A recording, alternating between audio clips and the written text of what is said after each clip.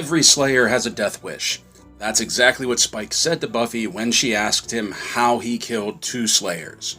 Hey everybody, I'm Mac. Welcome to Bricktober. And in case you haven't figured it out after watching videos for the past couple years, I really like vampires. And out of all of the vampires, I would have to say that my man, my hero, my champion right here, Spike, has got to be my favorite of the breed. Now, what we have here is a 2005 ToyFare exclusive Spike action figure based off of the, as you can see on the side, Fool for Love episode. The Fool for Love episode is where Buffy had Spike tell her how he had killed 2 Slayers previously, and the figure inside this box portrays his 1970s look. 1970s New York look. Before we go any further, let me just apologize that if I sound congested, or if there's an inordinate amount of sniffling, or if it sounds like I'm having trouble breathing, my allergies have kicked into full force this week. I am on anti-allergy meds, but just something about the changing weather has really congested me. So, with that being said, let's move on to this. Now, you'll notice ToyFare is F-A-R-E. It's not like the New York Toy Fair. Toy Fair that this came from was a action figure toy collecting magazine that was published by Wizard Entertainment, most known for Wizard Magazine, and it was canceled in, I believe, 2011. This figure came out in 2005, and I believe you could only get it by ordering it through the ToyFare catalog. It is made by Diamond Select Toys. So, I found this a couple months ago at my comic book shop. My comic guy, yeah, I have a comic guy. My comic guy sold this to me for a really reasonable price. And I think he did because he had it sitting for a while on the shelf. That, as you can see, the color of the box is faded. I don't know if you can see if it's translating real well on camera, but even this plastic up front has started to yellow, and even our photo of Spike up top has really faded. Artwork and image on the back, such as it is, has held up pretty well, because this was facing the wall, this was facing the window, and you can see everything is faded, and I think he just wanted to get rid of it, and he was thankful that somebody was actually interested in it when I asked him how much he wanted for it. So, with that brief history out of the way, you'll notice that the packaging, there's not much to it. This is when they really didn't pay much attention to the packaging. It's just a completely sealed box with a window up front, just so you can see what's inside. So, with that out of the way, let's get Spike open, and we'll take a look at what Diamond Select was doing with their action figures in 2005. Okay, friends, here we go. Here is Spike out of the box with all of his accessories, and the first thing we're going to do is see how Spike measures up with the rest of the figures in our collection. And putting the tape measure up to him, we can see that Spike is just over 6 inches tall, which is great news because that means he's going to match up with the majority of the figures that I have on display already. My big concern was that he was actually like around a 5-inch figure and he wasn't going to quite match up with some of the ones that I have on the shelf, but at a little over 6 inches, I think he's going to pair up very well. The next thing we're going to take a look at is that my boy here does have some discoloration, and you can definitely see it here on the hands. I don't know if that's coming through very well, but you can see like there's discoloration on the inside of his fingers, around his wrists. It's a little bit on his inner arm here. Also, I don't know if his hair is supposed to be white with these blonde highlights, or if that is a massive discoloration as well. My brother is pretty good at painting miniatures. I may give this to him to see if he can blonde up Spike's hair a little bit, because whether it's supposed to be like that or not, it just doesn't look like the right color for Spike. Spike has like this platinum blonde, early 80s Billy Idol hair, And I absolutely love that in canon of the show, it's stated a few times that Spike had this look first, and Billy Idol saw it and stole it from him. I love that part.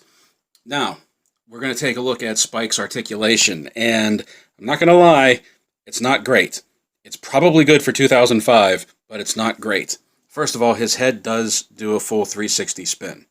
Okay, there's a little bit of a ball joint, but not much up and down movement, just mostly the spinning. Okay, the arms, you can hear it's very tight. It's a very old figure. The arms do a full rotation. As you can see, he has a bicep swivel. He has a single jointed elbow that doesn't go past that on either side. And he has a wrist swivel. No pivot, just a swivel. Waist twist. No ab crunch. I think this was before ab crunch was a standard on figures. His legs. Oh boy, his legs. His legs have that old joint that as it turns, it goes out to the side. So technically he can do the splits like this, but his legs will not go straight out or straight back. See how they're hinged here, they're pivoted here? Single jointed knees that don't go past that. Whoops, kicked the camera. Sorry about that. Single jointed knees that don't go past that. Oh, there is a boot swivel. I totally missed that when I was playing around with him and taking photos. There is a bit of a boot swivel. No ankle pivot or rocker or anything like that. Look at the detail on his boots, though. That's one thing that I think this figure and this entire line actually, come on, focus in, was going for, was that this was more of a, oh, it looks really good type figure. Like almost that these figures weren't supposed to be action figures so much as they were just posable statues. Very much like the early days of McFarlane toys. Because holding this figure, this guy is solid. This figure feels very solid, very sturdy. Like, for as old as he is, and for the fact that he has lived his entire life, this is the first time he's touched oxygen, I didn't feel like he was going to break. He didn't feel brittle in my hands when I was posing him, when I was playing with his accessories. He's a very solid figure. As a matter of fact, he feels more solid in my hand than a lot of the Hasbro figures that I have right now. And the detail work on him, he feels great. You can feel the muscles in his arms. I love the detail of the rings and the bracelets and all of the attention to detail, the dog tags that he wears, even his eyebrow piercing. And for the time this came out, remember this was 2005, before face printing was a thing. This is not a bad representation of James Marsters, the actor who played Spike. This is actually pretty good, especially for the time. Heck, this would even be pretty good for a figure now. But you can hear when I put him on the desk, he is very solid. Articulation isn't fantastic, like I said. And that's about it. Like, even the detail work on his jeans, even with the faded knees, the ripped jeans. Come on, focus. The faded jeans, the faded jeans, the ripped knees, the detail for the pockets on back, the belt, the studded belt, everything. This is a really well sculpted figure, if not the articulation not being all that it's cracked up to be. Now, he does come with a bit of accessories, and this was before action figures came with multiple hands, multiple heads, things like that. So the hands and the head are what they are. You get what you get. So this hand is always going to be circled into a gripping position, and this hand is always going to be open, which makes some of his accessories difficult to use. We have two bottles, liquor and beer. The one bottle has a very, very bent neck. And I don't know if it came like that or if that was just heated and melted and formed over time from being stuffed in a box since 2005. Either way, this will be an easy fix. All I have to do is heat it up and just mold the plastic back into position. I was able to get some shots out of it with it bent over like this, but I really need to remold that. This one, the thicker bottle, definitely survived better. Spike was a big drinker. We know that if you've watched the show. And if you haven't watched Buffy the Vampire Slayer, what are you waiting for? Why do you hate fun? Now he has this little guy right here, his Zippo lighter. He has no cigarettes, but he has this Zippo lighter that really doesn't fit in his hands very well at all, and I know I'm going to lose this thing. This is so small. This is probably the smallest accessory I have for any of my action figures right now. And when you get it in his hand, he looks good because Spike always has a Zippo. But, man, that thing is small. Shiny, too. And then we have this pipe. And for anybody who hasn't seen the episode, this is very important for two reasons. One, this isn't just a pipe. This was actually one of those poles that you hold on to on a subway that while Spike was fighting the Slayer, I think her name was Nikki Wood, while Spike was fighting Nikki, he ripped the pole out from the subway car that they were fighting in and used it as a weapon and pretty much used it to beat the Slayer to death with. This was what killed his second Slayer, Nikki Wood. So it makes total sense that this figure would get this accessory. As nondescript as it looks, it's actually very important to Spike's legacy. You'll notice that this version of Spike doesn't come with his iconic trench coat, his signature black leather coat. And if you're wondering why and you haven't seen the episode, it's because this is before he got the trench coat. As a matter of fact, the Slayer that he killed with this pipe, Nikki Wood, was wearing the leather trench coat, and he took the coat as a trophy from her. Gotta love Spike. Now, the other accessory that we get, which I'm a little confused as to why we get it, is this cross and candle setup. I don't know why. This didn't play, as far as I can remember, this didn't play a part in the episode at all. If anything, because the cross does come off the base, if anything, this reminds me of an episode of Angel, that I can't remember the name of the episode right now, but Angel and Spike were fighting in a church.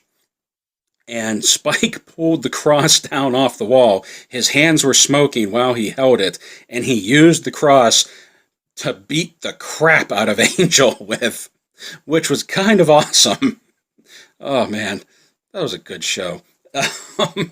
But as to why it comes with our boy Spike here in this set, I'm not entirely sure, other than maybe they just needed something to fill the box in. They were like, we need to put some sort of diorama accessory in there.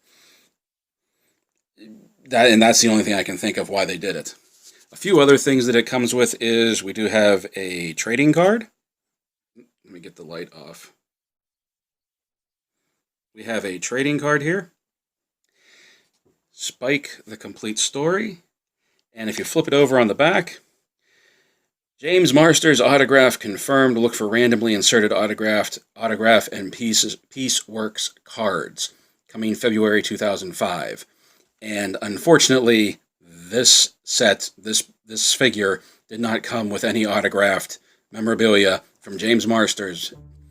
If it did, I probably would have led with that, because that would have been awesome. Something else that was in the box was this pamphlet that shows other pieces from this lineup. Up here we have Coming Soon. We have the Smile Time Angel puppet replica. But inside, open this up, you can see all of the other figures, all of the different Willows they produced, all of the different Anyas they produced, Tara, and then the Tara and Willow 2-pack. On the other side, we have some of the monster busts.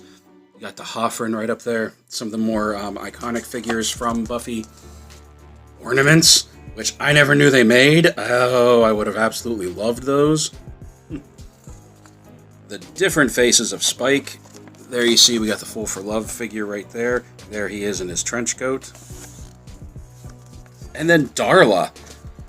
Talk about the surprise breakout character of the series. Darla showed up in the first season. Who would have known she would have gone on to be as popular as she was and as influential as she was?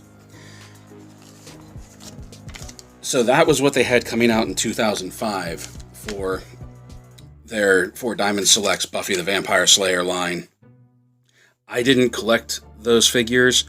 I wasn't into figure collecting at the time they came out, and I'm really happy I was able to find this figure of Spike. Now, let me know in the comments below. Anybody watching, did you collect the Buffy figures? Do you have any of the Buffy figures? What do you think of Diamond Select's job on molding them, on sculpting them, on creating them? Like I said, even though the articulation isn't fantastic, and I don't think you can blame the figure for that. That's just how it was at the time, I believe, when they were making them. But I do feel like it's a very solid figure. It looks very good. And for just posing on a shelf next to my other ones, I think it's going to be great. I'd love to try and maybe find some of the other figures, maybe some other Spikes. Willow, the Seth Green character, I can't remember what his name was, the werewolf. That would be cool to have if they ever made one of him. So, that's what I have for you today. I hope you enjoyed taking a look at our boy Spike here. So, happy Halloween, everyone. Stay safe, stay healthy, and as always, thank you for watching.